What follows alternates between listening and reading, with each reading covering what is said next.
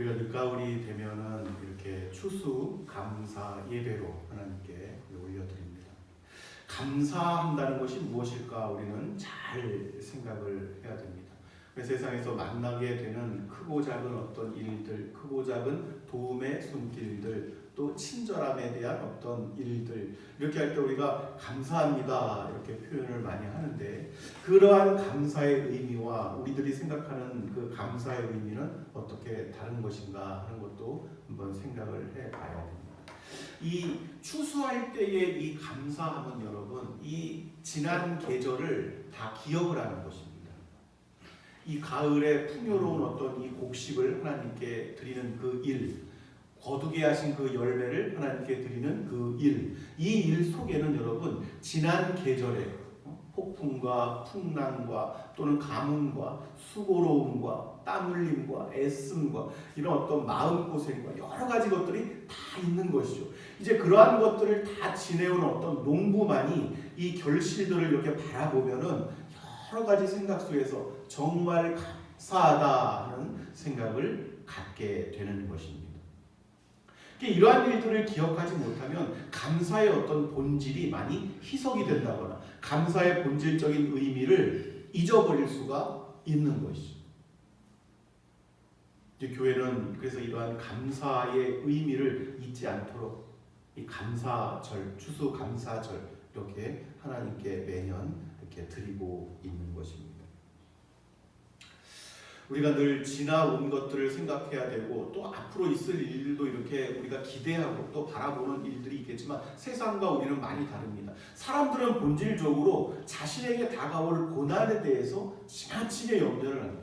아직 오지도 않았어요. 그런데 혹시 올지도 모르는 그 고난, 혹시 올지도 모르는 그러한 괴로움, 그것들을 미리 생각해가지고 아주 마음이 맨날 무겁고 근심에 휩싸여 사는 이들을 보면은 아직 오지도 않은 거예요. 그 가운데는 절반 이상, 70% 이상 오지도 않은 근심을 미리부터 근심하는 분들이 많이 있다는 것이죠.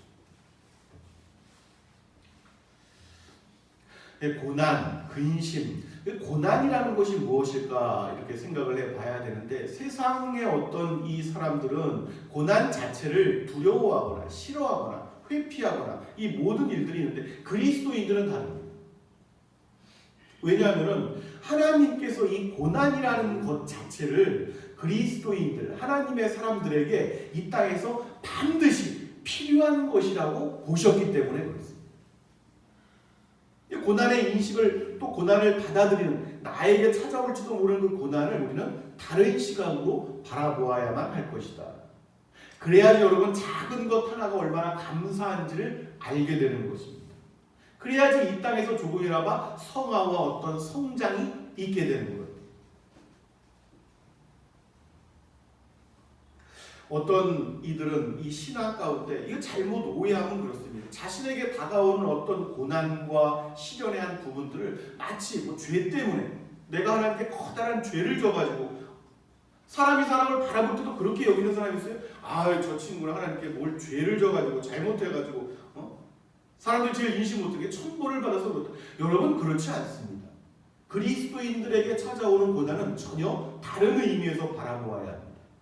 만약에 고난을 하나님께서 죄 때문에 무조건, 물론 하나님께서 횟줄이 삼아 그 육신을 치기도 하시고 이런 일들은 있겠지만 본질적으로 고난의 의미가 그런 의미만은 아니다는 거예요. 고난이 만약에 하나님께서 벌을 주시고, 하나님께서 죄 있기 때문에 너는 한번 혼나봐라 이렇게 하시고 이제 이런 의미뿐이라면 우리가 욥의 고난은 어떠한 방식으로도 설명할 길이 없다는 것이죠.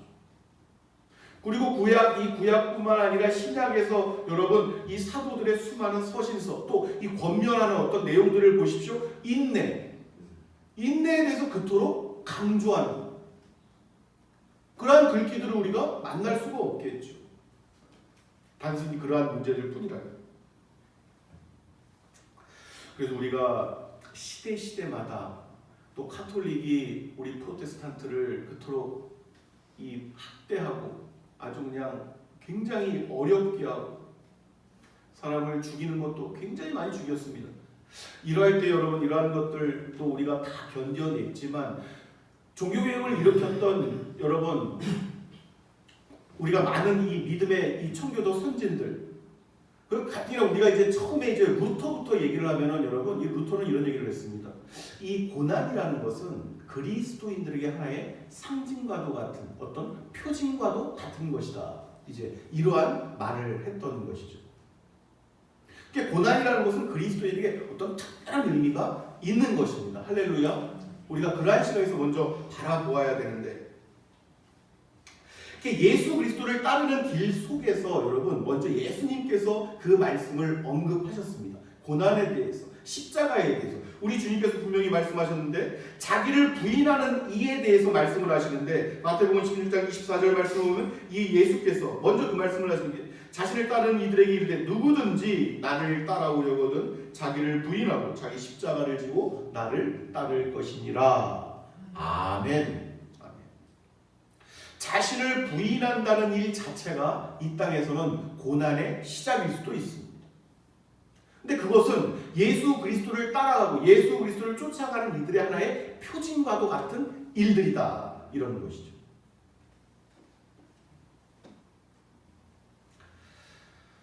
이 땅의 사람들도 자신이 걸어가야 할 저마다의 길들을 걸어가고, 하나님의 사람들도 자신들에게 주어진 길들을 걸어가는데, 기본적으로 이 땅에서의 인생의 여정은 여러분 이 갈증나고 허기지고 또 많은 인내를 요구하는 그러한 길일 수밖에 없습니다. 이 저마다 이러한 것들을 희석시키고 그러한 갈증을 또 채우려고 하고 어디서 만족을 얻으려고 하고, 이제 이러한 일들이 다 다르겠지만 세상은 세상의 방식이 있고 우리는 우리의 방식이 있다. 그래서 우리가 여러분 이 출애굽기, 민수기 이러한 내용들을 좀 자세히 살펴보는 것입니다. 그곳에서 이들이 겪어내는 많은 어떤 이 고난, 시련, 불평, 원망, 탄식, 감사, 기쁨, 이러한 많은 것들이 이 땅을 걸어가는 우리들의 인생의 여정길과 많이 닮아있죠.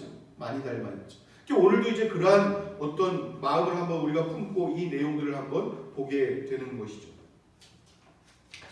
17장 여러분 말씀을 보면은 이 광야의 여정길에 이제 물이 없는 거예요. 애굽의 노예로 그냥 사슬에 묶여서 벽돌도 만들고 이런저런 일들을 해야 되는 어떤 그러한 노예와 같은 생활 속에서는 물은 마음껏 마실 수가 있었거든요. 물은 또 먹고 싶은 건 때때로 구해다가 먹을 수가 있었거든요. 그러한 만족감이 없는 거예요. 육체를 채울 수 있는 그러한 만족감이 없는 거예요. 그러니까 이것도 없고 저것도 다 얻고자 하는 것은 우리의 마음의 어떤 누가 인지상정이겠지만은 다 그럴 수가 없단 말이죠. 다. 그러니까 갈증과 배고픔의 문제, 특별히 육신에 대한 문제. 결국은 이게 영적인 어떤 의미로 해석해 들어갈 수가 있겠지만은 그 시작은 그렇단 말이에요. 그 단계에서 나아오지 못하는 많은 일들이 있습니다. 신앙에서. 이 광야에서 가장 첫 번째 이제 백성들이 모세에게 보통을 원망을 한 게 아닙니다, 여러분. 이거 모세를 보고 향해서 이렇게 하고 우리 첫 딸린 이 많은 사람들을 보라, 저 가축대들 다 이렇게 생기지 않았느냐, 이제 목이 말라서 물이 없어서 이거 어떡할 거냔 말이지. 왜 우리를 끌어내가지고 이 고생스럽게 우리를 갖다 이 고통스러운 길로 너가 우리를 인도했느냐. 그러면서 잘못하면 모세의 고백이면 하나님께 간구하는 내용을 보면 돌로 막 치기 일보 직전이다. 모세를 죽이기 일보 직전. 이 사람의 본성입니다, 여러분. 사람의 본성이에요. 하나님께서 이러한 때에 모세에게 이제 명령을 내리시죠. 장로들을 데리고 너는 호렙산 반석을 치라, 이렇게 말씀을 하십니다. 그때 하나님께서 그것을 들어주실 것인데 그 반석에서 물이 솟아날 것이다. 그것으로 백성들을 마시우게 하라.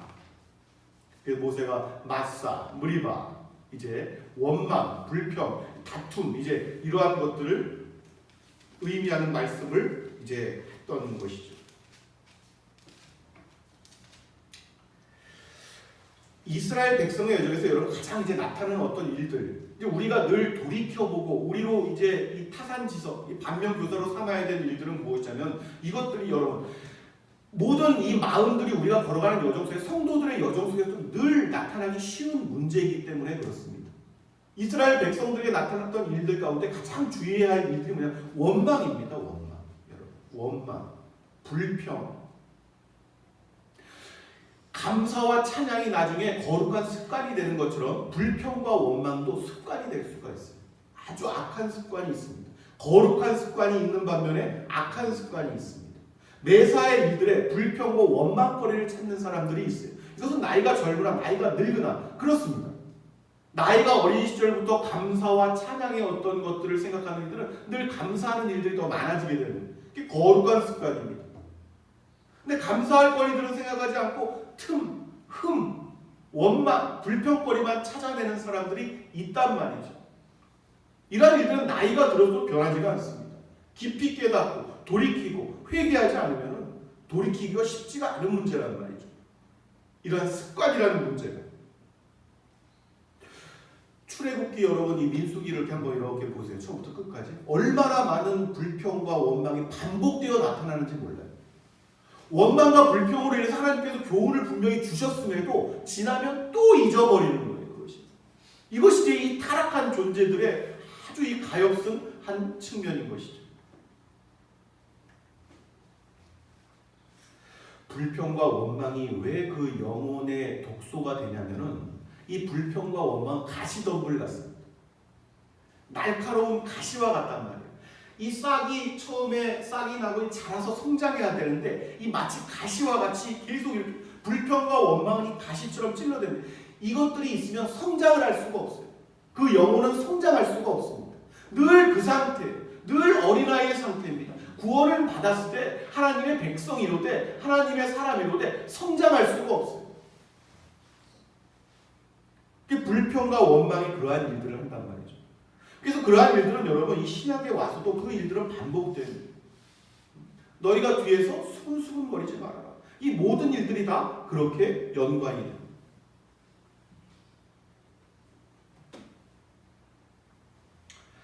우리가 하나님께 감사한 것은 여러분 오늘 이 주신 상황 속에서도 마찬가지예요. 그 불평과 원망을 하면 하나님께서 아유 저것들을 내 백성이라고 내가 왜 인도해야 됐을까? 이러실 법하지만 그렇지 않으세요. 하나님께서 여러분 감사하게 할렐루야. 그 연약하고 정말 아이고 답답해. 내가 지들을 위해서 예비한 것이 무엇인지도 모르고 그것들은 바라보지도 못하고 이렇게 하면 또 여기서 불평하고 조금 하면 또 막 그냥 좋다고 뭐 이렇게 하다가 하나님께서 또 가엾은 거예요. 그렇게 하지만 불평과 원망하고 모세를 돌로 치러가는 이 존재들조차도 가엾게 보시고 결국 물을 내시는 거예요. 그래서 목을 충만하게 채우게 하십니다.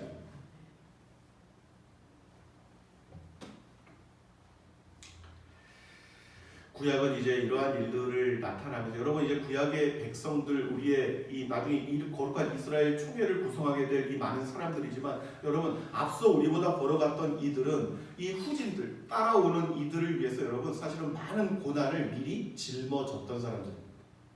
그러한 교훈을 얻기 위해서 또 진리가 성취되어지는 그 일들 때문에 마치 이제 그림자와 같이 그러한 많은 고난을 여러분 그 고난의 환경 속에서도 놓여졌던 그러한 사람들입니다.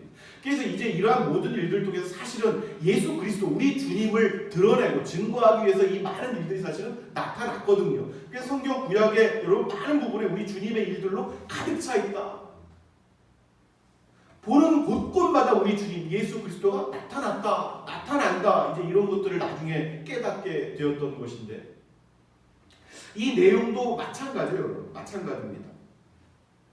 이 일, 반석을 쳐서 물을 나오게 하신 이 사건, 이 일을 여러분 예수 그리스도와 분명히 관계된 일들이다 이렇게 말씀을 하는 것인데 사도 바울이 이제 이 내용을 여러분 나중에 이 고린도 교회 성도들에게 이렇게 말씀을 하고 있습니다. 한번 들어보세요. 이 사건을 뭐라고 얘기를 하는지.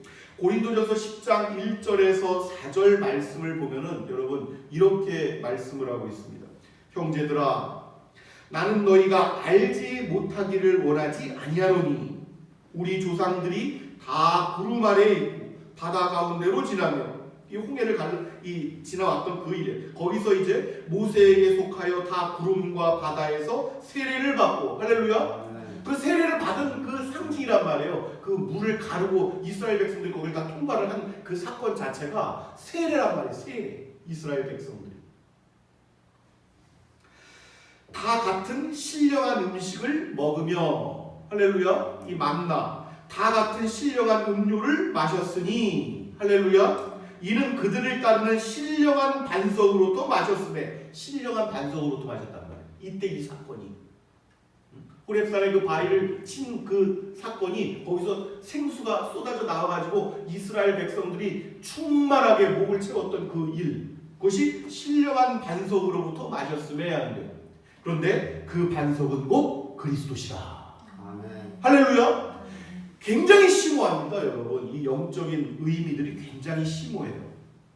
이단들 신천지 이번에도 부교역에서 만나가지고 이만희 씨 지금 몇 살입니까? 갑자기 얼굴 표정 바뀌어가지고 이상해지지만 그네들이 그 성경을 자의적으로 자기들 그냥 맞게 그냥 입맛에 맞대로 이렇게 얘기하. 여러분 성경은 그런 것이 아닙니다, 여러분. 얼마나 심오한데요, 성경.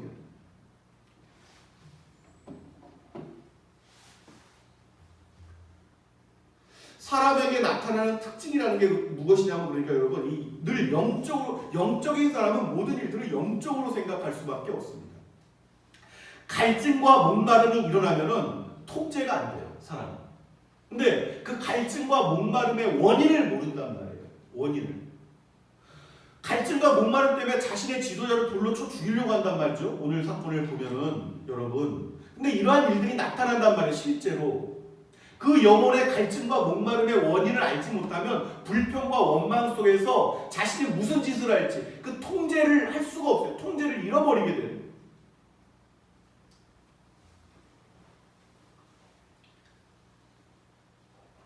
어둠으로 덮인 이 세상에 빛이신 예수 그리스도를 이 땅에 보내신 이유가 바로 거기에 있습니다. 거기에 있어요. 무질서하고 혼란스러운 거예요, 세상 자체는 여러분. 갈급한데 목이 막 그냥 바닷물을 마신 것처럼 막 타들어가는데 세상의 모든 것들은 어떤 것들을 마셔도 다 그렇단 말이에요, 여러분.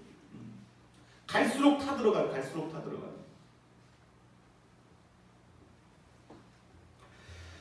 예수님께서 이 땅에 오셨는데 여러분 이 모든 사건이 다 그런 것입니다. 십자가에 달리시고 여러분 이 옆구리에 찔리시고 그 물과 피를 다 쏟으셨단 말이에요. 물과 피. 그 물과 피를 다 쏟으셨기 때문에 우리가 사는 것입니다. 그 생수예요, 생수. 그 물과 피 여러분. 그것이. 성찬의 의미를 여러분 성찬을 이제 할 때마다 우리가 1년에 이제 뭐 한 4-5번 정도 하는데 성찬을 할 때마다 그 의미를 생각하는 것입니다. 할렐루야. 예수님께서 의도하신 의미가 그렇단 말이에요. 내가 쏟을 물과 피 그것이 너희에게 생수가 될 것이고 너희를 영원히 목마르지 아니하게 할 것이고 이제 그러한 의미란 말이에요. 이 성찬의 의미가. 그걸 마시는 것입니다. 우리가 성찬 때 실제로 여러분. 사실은 이렇게 조그마한 컵에다 마시면 안 되고 한번 벌컥벌컥 이렇게 원래는 마셔야 되는데 여러분. 그래야지 뭐가 시원한 것처럼 느낌도 그렇지 않겠습니까?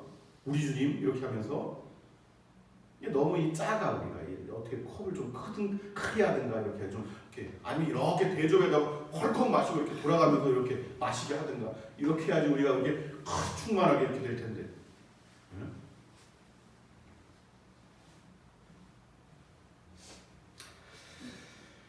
이스라엘의 어떤 이 고통스러운 광야의 여정도 여러분 이렇게 보시면서 이걸 이 남의 일처럼 이렇게 보시면 안 돼요.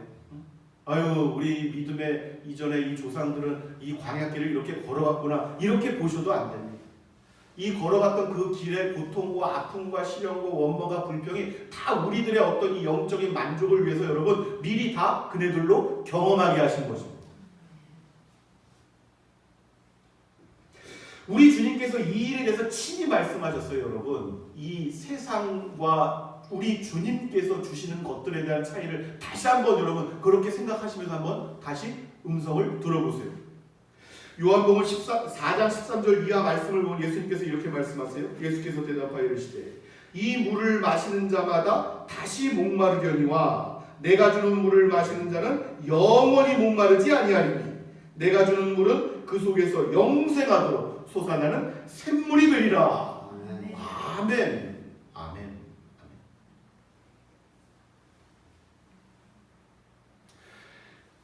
잘 생각을 하십시오. 우리가 지금 이 자리에 모였는데 우리가 지금 이스라엘 구약의 그 백성들처럼 함께 지금 모여 있는 거예요. 우리가 잠시 지금 주일날 이렇게 또 쉬면서 하나님 이렇게 바라보면서 거룩하신 하나님 감사합니다. 또 예배하고 감사합니다 하면서 이렇게 또 이렇게 쌓아놓고 같이 바라보지만 내일이면 또 우리는 여정을 또 떠나야 돼요. 거기는 하나님께서 인도하시는 길입니다. 할렐루야. 그 여정을 또 걸어가는 거예요. 그 여정 속에서 보는 것입니다. 그 여정 속에서 하루하루.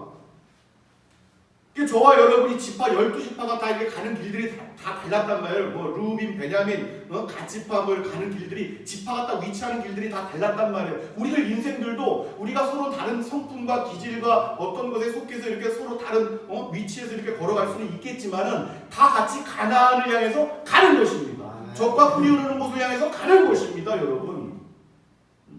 이때 한 가지 공통적인 게 여러분, 우리가 걸어가는 그게 어디서 쉴 것인가, 세상에서 지치고 힘들 때가 있단 말이에요. 어디서 쉴 것인가, 목이 마를 때가 있단 말이에요. 어디서 먹을 것인가, 어디서 마실 것인가.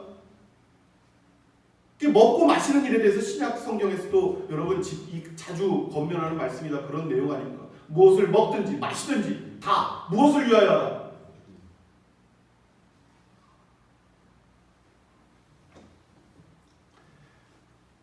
그냥 이렇게 생각을 결정을 해야 됩니다. 아예 결정을 해야 돼요. 이 모세를 통하여 흘러나오는 그 생수가 아니면 만족시킬 수가 없었던 것처럼 내 갈증과 내가 해결을 하기 위해서는 오직 예수 그리스도 한 분밖에 없으시다 하는 거예요. 이 마음에 아예 이렇게 딱 결정을 해야 됩니다. 믿음의 결정을 해야 됩니다. 여기저기서 어디서 그냥 나의 이 목마름을 어디서 나의 피곤함을 어디서 또 얻을 수 없을까 이렇게 막 두리번해서는 안 된단 말이죠. 우리가 위치가 각자 서로 놓여서 다르지만 이 걸어가는 길이 다 같은 것처럼 우리 모두가 다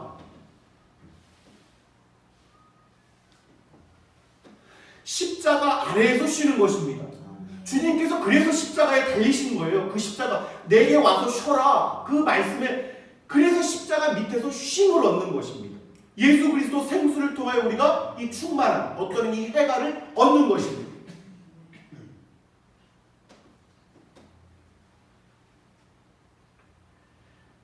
세상이 주는 만족이라는 게 여러분 있을 수 있어요. 근데 그것이 전부인 것처럼 그것을 목적으로 삼기 때문에 늘 문제가 일어나는 것입니다. 늘 그것이 문제가 되는 거예요. 감사함의 본질을 잃어버리면 여러분 늘 문제가 일어납니다. 세상이 주는 것은 흙탕물과 같은 게, 흙탕물, 바닷물처럼 마실 수가 없는 거라니까요. 원래 마셔도 되는 것처럼 보이지요. 그러나 마실 수가 없는 것입니다. 근데 그것들을 마시겠다고 이리저리 찾아다니는 거예요. 그것들을 마시겠다고. 세상은 근원적으로 흙탕물에 오염된 흙탕물, 마실 수가 없단 말이에요. TV에 선전해 보니까 아이가 막 어디 동물들이 배설해 놓은 막 구덩이에 쌓인 그 물을 갖다, 물이 없으니까 그 물을 마시는데 이 나레이션하는 연예인 여자친구 한 명이 누구야 그 물을 마시지 마라, 그 물을 마시지 마라 이렇게 하는 것이 나왔는데, 그렇단 말이죠. 이 세상이라는 것은 궁극적으로 우리 주님께서 분명히 말씀하셨습니다. 이 물을 마시는 자는 다시 목마르려니와. 그 예수 그리스도께서 주시는 물만이 전혀 다른 상쾌함이에요. 전혀 다른. 그러니까 이 물을 한번 마신 자는 이 물밖에 찾을 수가 없어요. 세상의 그 어떤 물도 다른 물이니까. 이번에 인터넷 누가 보내줘서 본 내용이 그런 거 아닙니까? 그 영화배우 신영균 씨입니까? 여러분, 신영균 씨 500억입니까? 유언으로 내 관 속에 500억을 여러분 이 헌금을 바치고 500억 원을 헌금을 바쳤어요. 여러분, 헌금을 바치고 내 관 속에 성경책, 내가 보던 성경책, 그 낡은 성경책 한 권만 넣어 주십시오. 이것이 유언입니다. 이것이 유언입니다. 한번 그 물을 마시는 사람은 어디서도 그 물을 찾을 수가 없는 물이에요. 찾을 수가 없는 물입니다. 그 물은. 내가 주는 물은 그 속에서 영생하도록 솟아나는 샘물이 되리라. 그게 말씀하셨던 것이죠. 오늘 모세를 통하여 주어진 이 반석을 통하여 주어진 그 모든 물이 이스라엘을 충만히 기쁨으로 마시게 하였던 것입니다.